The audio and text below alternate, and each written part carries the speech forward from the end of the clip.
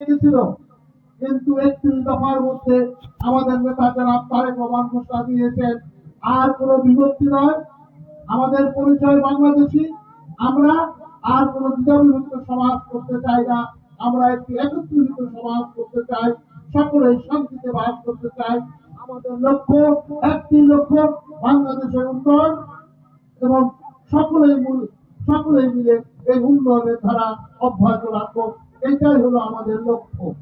ছিল, কিন্তু ৩১ দফার মধ্যে আমাদের নেতা জনাব তারেক রহমান ঘোষণা দিয়েছেন আর কোনো বিভক্তি নয়, আমাদের পরিচয় বাংলাদেশী।